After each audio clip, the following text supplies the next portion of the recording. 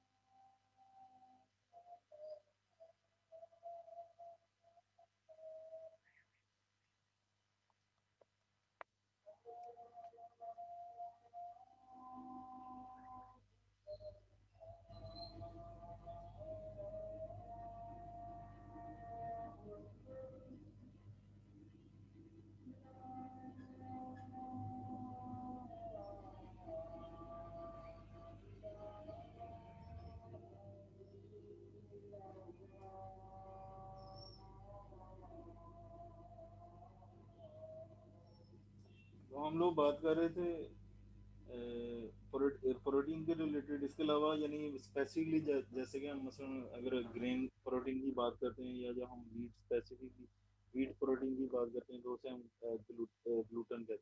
तो इस तरह डिफरेंट प्रोटीन्स हैं जो कि यानी डिफरेंट जगह पाई जाती हैं या उनके फंक्शन डिफरेंट हैं। जो नेचर है वो सेम है कि यानी वो प्रोटीन है। फॉर एग्जांपल जो मिल्क में प्रोटीन पाई जाती है उसे हम यानी केजीन कहते हैं। या वे इसके अलावा वे प्रोटीन भी होती हैं जो मिल्क में पाई जाती हैं। तो इसके अलावा जो कैराटीन है जो हमारे जो हेयर्स हैं इसमें जो प्रोटीन मौजूद होती है उसे हम कैराटीन कहते हैं। इसके अलावा जो एग है उसमें जो प्रोटीन पाई जाती है उसे हम एल्ब्यूमिन कहते हैं। और इसके अलावा मायोग्लोबिन होती है जो कि आयरन और ऑक्सीजन बाइंडिंग प्रोटीन होती है जो कि स्केलेटल मसल्स में पाई जाती है। तो डिफरेंट प्रोटीन हैं उनका यानी कि स्पेसिफिक नेम है। तो इसी तरह यानी कि ये ग्लूटन का नाम है। तो sorghum and millets major sources of proteins for many people in Africa and Asia। तो जो sorghum और millets वगैरह हैं ये मेजर सोर्सेज ऑफ प्रोटीन हैं for energy and protein in the countries of Africa and Asia. Principal sources of energy protein vitamin and minerals for millions of poorest people. क्योंकि जो अमीर लोग हैं वो तो मीट वगैरह परचेज कर लेंगे for different purposes like protein, vitamin, energy, minerals. जो गरीब लोग हैं वो मोस्टली जो है वो सीरियल पे गुजारा करते हैं। Grains are used as forage boiled in water after grinding. तो ये डिफरेंट यानी इसके यूजेस वगैरह हैं। इसके अलावा एनिमल फीड के लिए भी यूज होता है। नेक्स्ट जो है राई है। It is the only cereal grain that approaches wheat with respect to bread making properties. तो इसकी जो ब्रेड मेकिंग प्रॉपर्टीज हैं वो अप्रोच कर रही हैं टूवर्ड द व्हीट। तो इसलिए ये अकेली जो है ये सीरियल ऐसी है जो कि यानी कि व्हीट को अप्रोच कर रही है in in in in context to the bread making properties. तो it is a popular human diet in Europe. तो ये ह्यूमन डाइट ये बहुत अहम है इन द यूरोपियन कंट्रीज। तो ये पॉपुलर डाइट है वहाँ। इसके अलावा इसकी डिफरेंट प्रोडक्ट्स वगैरह बनती हैं like bread, rye breads and flakes right. तो जो एक्टिव इंग्रेडिएंट जो सॉल्युबल फाइबर इसमें पाया जाता है वो पेंटोसन जो था ऊपर high level of pentosan helps in slimming diets as well as reducing the rate of rising blood sugar level susceptible to contamination with contact। तो ये स्लिमिंग डाइट्स में भी इसका यूज है राई का। उसके अलावा जो ब्लड शुगर लेवल अगर elevated level of blood sugar level है तो फिर इसे डिक्रीज करने के लिए ये लोग राई का इस्तेमाल करते हैं। तो इसके अलावा susceptible to contamination with fungus. तो फंगस की वजह से इसकी ससेप्टिबल यानी कि चांसेस हैं कि इसकी जो कंटेमिनेशन है वो फंगस के थ्रू हो सकती है। Rye bread, including pumpernickel, is widely eaten food in northern and eastern Europe। तो जो ब्रेड्स की डिफरेंट वैरायटी टाइप्स और नंबर एक है पम्परनिकल। तो वो वाइडली यूज की जाती है नॉर्थर्न एंड ईस्टर्न यूरोप में। इसके अलावा जो क्रिस्प ब्रेड है यानी क्रिस्पी जो ब्रेड बनाते हैं राई से वो भी यानी कि राई से बनाई जाती है। इसके अलावा राई फ्लोर है इनफ ग्लाइडिन। तो जैसे मैंने वो ग्लाइडिन का बोला था कि बट नॉट इनफ ग्लूटिन। तो ग्लूटिनिन इसमें यानी जो ग्लूटिनिन की क्वांटिटी है वो कम है या ना होने के बराबर है, जबकि जो ग्लाइडिन है वो एक्सेस क्वांटिटी में पाया जाता है। Therefore it has a lower gluten content than wheat flour. तो जो ब्रेड मेकिंग की प्रॉपर्टीज के लिहाज से तो वो अप्रोच कर रहा है व्हीट को, लेकिन जो ग्लूटन कंटेंट है वो व्हीट फ्लोर की निस्बत इसमें कम होता है and contains a high proportion of soluble fibre. जबकि इसमें जो high proportion of soluble fibre है जिसे पेंटोसन कहते हैं। Other uses of rye include rye whiskey and alternative medicine known as rye extract। Rice rye is used to make corn dollies।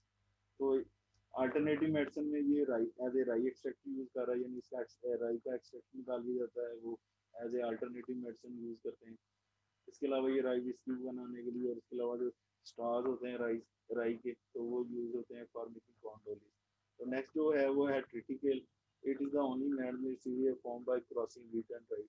तो जो ये इंसानी जो जिसने इंसान ने जो ब्रीडिंग करके ये क्रॉस ब्रीडिंग से जो गंदम बनाई है उसको कहते हैं ट्रिटिकेल।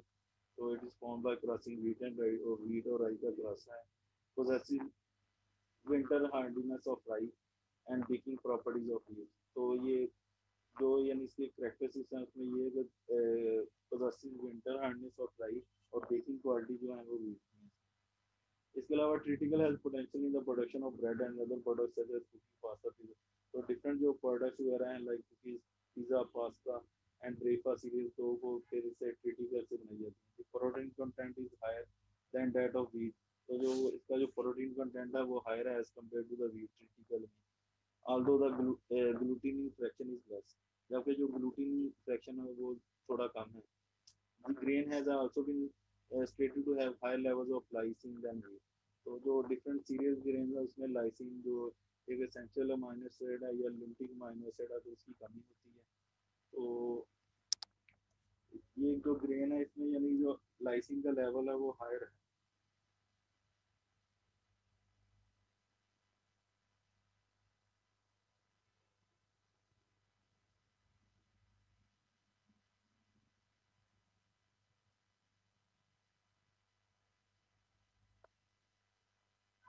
तो जो लिमिटिंग अमाइनो एसिड है उसकी जो कैटेगरीज में यानी कि तीन तरह के जो हैं अमाइनो एसिड होते हैं। नंबर वन है लाइसिन, नंबर टू है थ्रियोनिन और नंबर टू है थ्रियोनिन एंड नंबर थ्री है मिथ्योनिन एंड नंबर फोर है ट्रिप्टोफैन।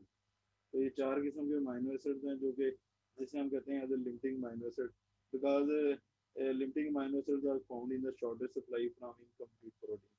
तो इनकी जो सप्लाई होती है वो शॉर्ट शॉर्ट होती है तो इसलिए हम इन्हें लिमिटिंग अमाइनो एसिड कहते हैं। तो नेक्स्ट जो है तो आप लोगों ने याद रखना जो सीरियल ग्रेन में जो है डिफरेंट जो लाइसिन की कमी होती है तो उसमें अमाउंट कम होती है।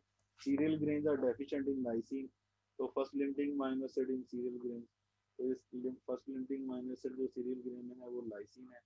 Scientists consider that rye contain relatively higher lysine than other grains.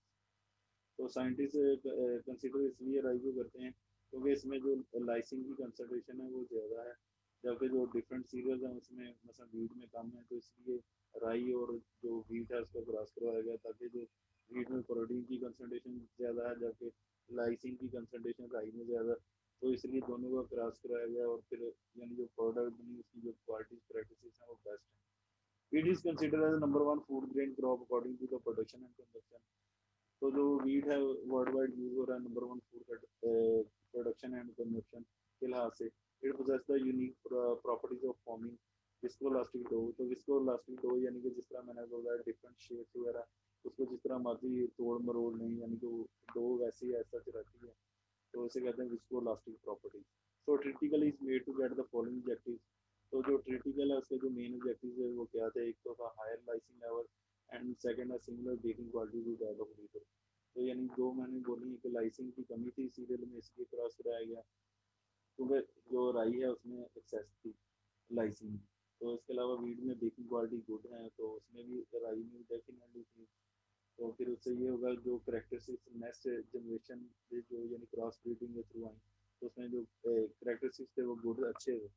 Next nutrition quality essential components provide by cereals, number one है कार्बोहाइड्रेट्स, नंबर टू है प्रोटीन, नंबर थ्री है फैट्स, नंबर फोर है vitamin and minerals and number four है number five है fibre.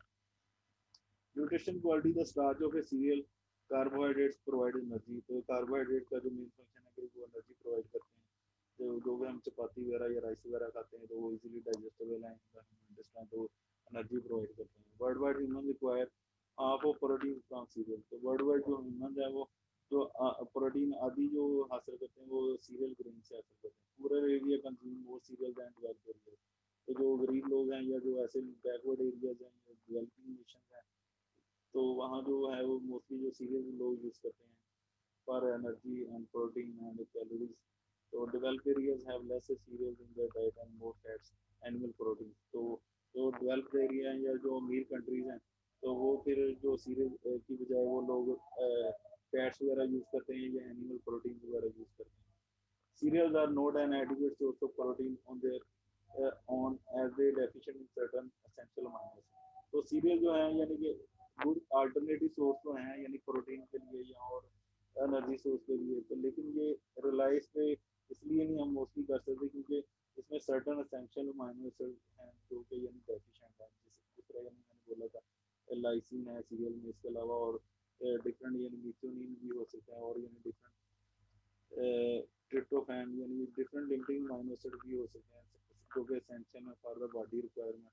तो फिर different function है जो प्रोटीन, तो जो amino acid are the building blocks of the protein, तो फिर अगर एक मिस होगा तो फिर जो यानी प्रोटीन बननी है वो नहीं बनेगी जो वो अमीनो एसिड ऑलरेडी नहीं है या हम डेफिशिएंट है हमारी ह्यूमन बॉडी में।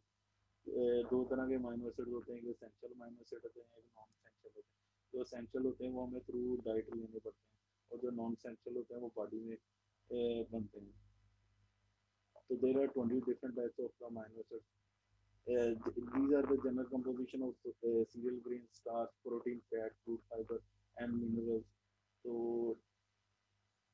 राय में यानी कि स्टार्च 75 और थारोली यानी सामने तकरीबन 75 to 80% स्टार्च है। इसके अलावा जो है प्रोटीन कंटेंट वो ओट्स और राई में ज़्यादा है as compare to wheat rice में, जबकि फैट्स में जो है सबसे ज़्यादा जो कंसनट्रेशन है फैट की ओट्स में है। तभी उसकी यानी ओट्स की अब हमने बात की थी तो उसकी जो प्रोसेसिंग है डिफरेंट है, हमें हर्डल्स आती हैं वो इसी वजह से आती हैं जैसे कि यानी मतलब रेंसिडिटी और फैट्स हो जाती है तो जिसकी वजह से बेटर टेस्ट वगैरह आता है। तो नेक्स्ट क्रूड फाइबर जो हायर है वो बारले में सबसे ज़्यादा है 5 to 6 क्रूड फाइबर। तो इसके अलावा जो मिनरल कंटेंट है वो 2 to 3 हैं पार्ले और सोराई में। तो ये डिफरेंट कंपोजिशन आप लोगों को पता होना चाहिए कौन सा जो मिनरल या जो एलिमेंट स्टार्च प्रोटीन जो कंपोजिशन है किसकी ज़्यादा है किसकी कम। ये comparative nutritive value of serial grains हैं।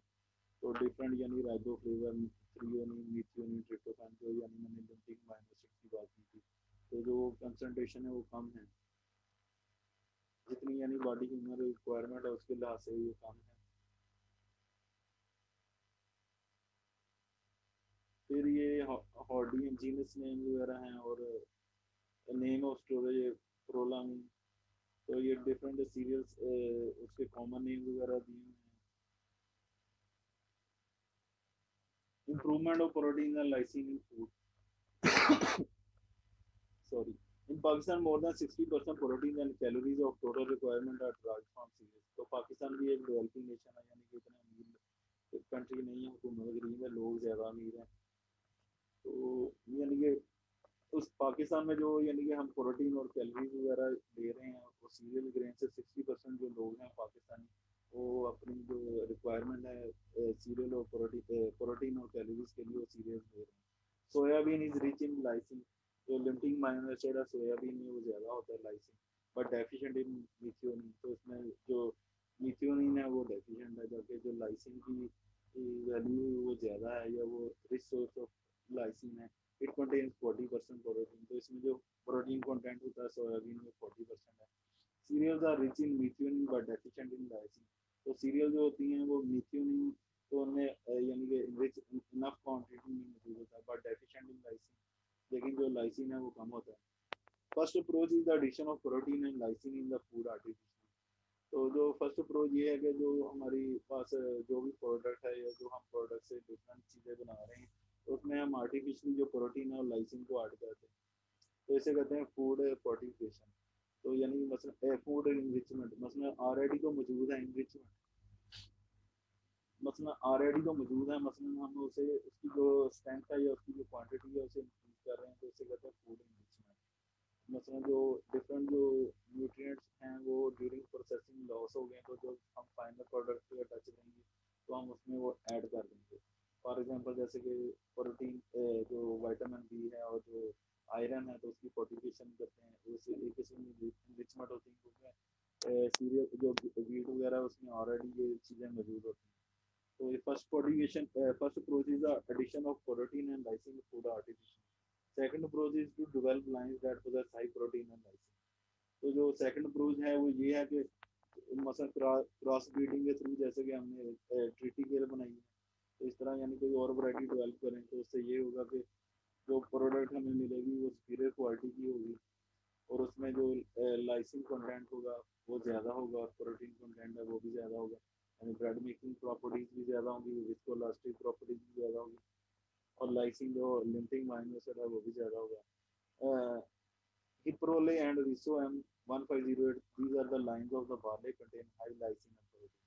तो ये दो लाइंस हैं जो कि बार्ले की हैं, तो इसमें जो है लाइसिन और प्रोटीन की जो स्ट्रेंथ है वो ज़्यादा है।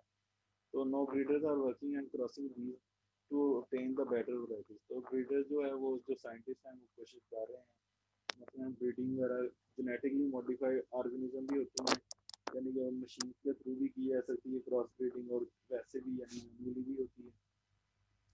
तो no breeders are working and crossing these obtain to better varieties, ताकि जो वैरायटीज हैं उनमें जो प्रोटीन कंटेंट है वो अच्छा हो सके, और लाइसिन कंटेंट है वो अच्छा हो सके। Yield and protein have a negative correlation, this is the main hurdle in this work. तो जो यील्ड एंड प्रोटीन, अगर हम मसलन किसी क्रॉप की मसलन यील्ड और प्रोटीन का कंपैरिजन करें, तो अगर प्रोटीन कंटेंट हम ज़्यादा ले रहे हैं तो इसका मतलब हमारी यील्ड कम है, तो अगर प्रोटीन कंटेंट हम कम ले रहे हैं तो हमारी यील्ड ज़्यादा है। तो ये एक नेचुरली एक कोरिलेशन है। आप लोगों ने जैसे ये याद रखना, yield and protein have a negative correlation and this is the main hurdle in this work. तो इस वजह से यानी कि डिफरेंट टाइप की जो है ऑब्स्ट्रक्शन वगैरह क्रिएट हो रही हैं। तो next, position of wheat in this respect. So worldwide there is a very less work done to identify the line with more lysine and protein by conventional breeding. तो जो conventional breeding के methods हैं उसके through जो हैं जो line बनाई हैं, तो इतना ज़्यादा उस पर काम नहीं हुआ जो wheat varieties की लाइन है, जिसमें यानी ऐसी वो कोई वैरायटी डिस्कवर नहीं हुई जिसमें लाइसिन और प्रोटीन की कंटेंट ज़्यादा हो। Some lines have been developed containing high protein but not high lysine. तो कुछ ऐसी लाइन है जिसमें प्रोटीन की स्ट्रेंथ तो ज़्यादा है, लेकिन जो लाइसिन की वैल्यू वो इतनी ज़्यादा नहीं है, लाइक एटलस 66 एंड नेफल। तो ये जो वीट की दो वैरायटीज हैं, इसमें जो है लाइसिन कंटेंट है वो बहुत कम है, जबकि प्रोटीन कंटेंट जो है वो हायर है। Negative correlation between high protein content and we.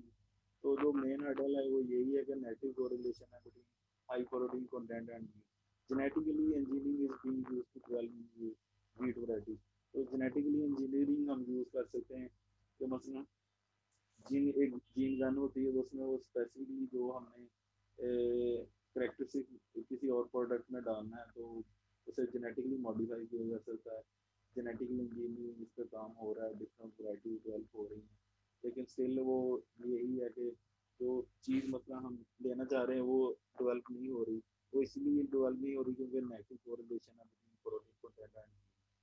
तो अगर प्रोटीन कंटेंट बढ़ाएंगे तो अल्टीमेटली कम हो जाएगी।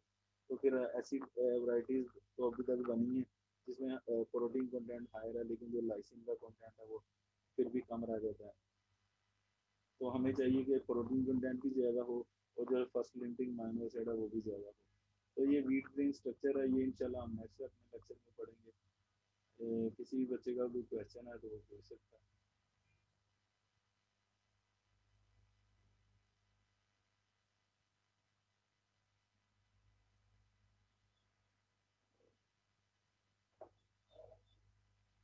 जी बेटा। सर आपने 3 अमीनो एसिड्स के नाम बोले, एक तो था ट्रिप्टोफैन, थ्रेओनीन, तीसरा सर मैं कंफर्म करना चाह रही हूँ कि वो आपने मिथ्योनिन बताया, बिकॉज़ सर आवाज़ में ना वो डिस्ट्रप्शन थी आज थोड़ी-सी, तो प्रॉपर समझ नहीं आई। कौन कौन से आपने सर लिखे? आपने इसका क्या बताया था ये? कौन कौन से आपने लिखे? Tryptophan, threonine and methionine. लिथियोनिन। ये सीरियल्स में सर तो इसका क्या बताया था आपने? ये बताया था कि सीरियल में तो हो सकता है कि यानी इसकी जो है वो एफिशिएंट होती है, मतलब कंटेंट जो होता है लिथियोनिन का। लास्ट हमने जो स्लाइड में पढ़ा था ना लिथियोनिन के रिलेटेड। सर आपने 3 अमीनो एसिड्स के वो नाम मैं बोल बोले थे। वो मैं बोलता हूँ। Okay sir.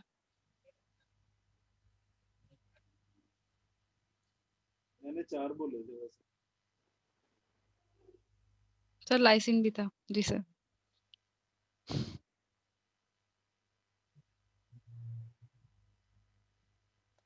सर एक और क्वेश्चन है कि ये जो जो जनरली है ना, मतलब ये हमने अब सोयाबीन में है लिथियोनिन का कंटेंट ज्यादा है, लेकिन ये भी यानी ओवरऑल अगर सीरियल्स की बात की जाए तो लिथियोनिन यानी as a limiting amino acid होता है, ठीक है। लेकिन सोयाबीन में बट डेफिशिएंट इन लिथियोनिन। तो ओवरऑल यानी अगर सीरियल्स की बात की जाए तो उसमें लिथियोनिन कंटेंट हो सकता है, लेकिन मतलब सोयाबीन है उसमें जो लाइसिन है वो रिच सोर्स है, जो कि यानी कि हमें लिमिटिंग है, यानी कि बट जो मिथ्योनिन है वो उसमें कम है।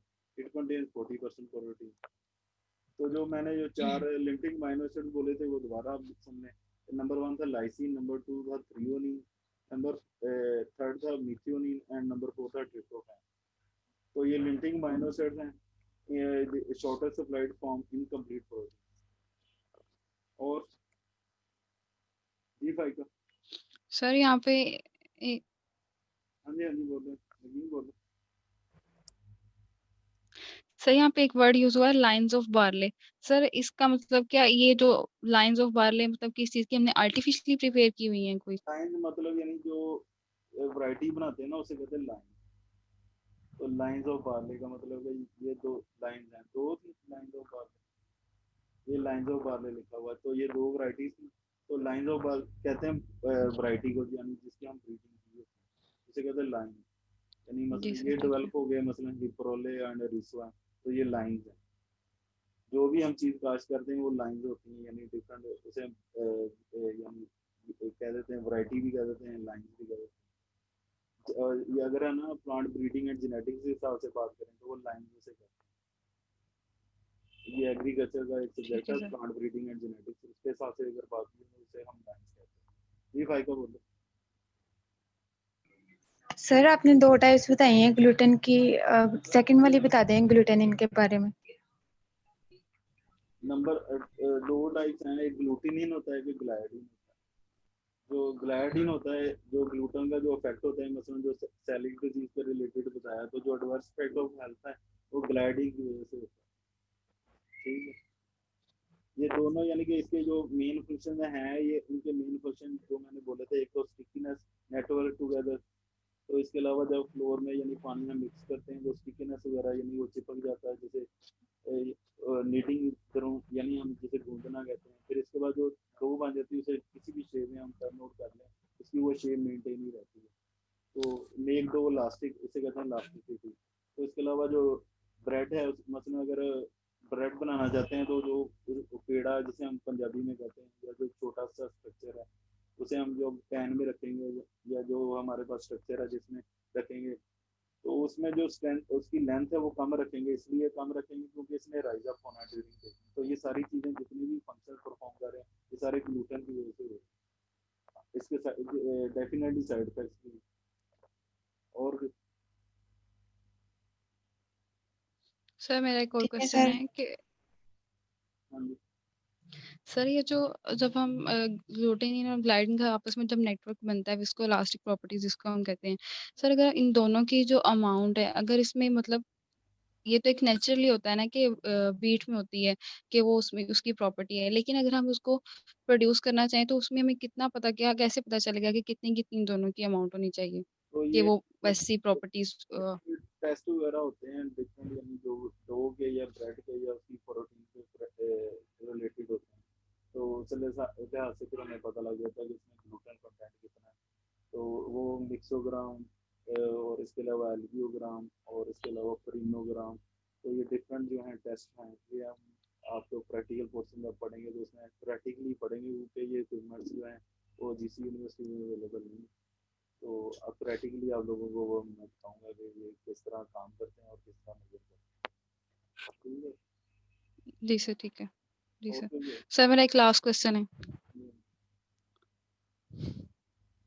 सर आपने ये जो कोरिलेशन का बताया, यील्ड एंड प्रोटीन कंटेंट का, सर ये जो नेचुरली है उसका बताया ना कि अगर प्रोटीन कंटेंट हमारे पास ज्यादा है तो यील्ड कम होगी, या आर्टिफिशियली का बताया कि जो हम आर्टिफिशियली नेचुरली, यानी कि जब भी हम कोई चीज ग्रो करते हैं या फिर उसे उगा के बाद उसे हार्वेस्टिंग जब कर लेते हैं, तो फिर उसका जब हम चेक करते हैं रिलेशन, अगर प्रोटीन कंटेंट मतलब फाउंड आउट ज्यादा हो रहा है, तो फिर जो हमारी एक पर एकड़ के हिसाब से यील्ड है वो कम आ रही है। ये साइंस कह रही है, जो रिसर्च वगैरह भी हो रही है। मैं खुद से अपने पास से नहीं, जी सर, ठीक। यानी साइंटिस्ट हैं जो डिफरेंट रिसर्च वगैरह प्लांट ब्रीडिंग एंड जेनेटिक्स एक फील्ड है, वो लाइन वगैरह डेवलप करते हैं, फिर वो चेक करते हैं कि क्या क्वालिटी, क्या सीड की क्वालिटी है, कौन सी वैरायटी यूज करनी है, कौन सी रेजिस्टेंट है, कितनी यील्ड आई है, कितना न्यूट्रिशन वैल्यू। जो हमारा फूड साइंटिस्ट का काम होता है ये आफ्टर हार्वेस्टिंग होता है।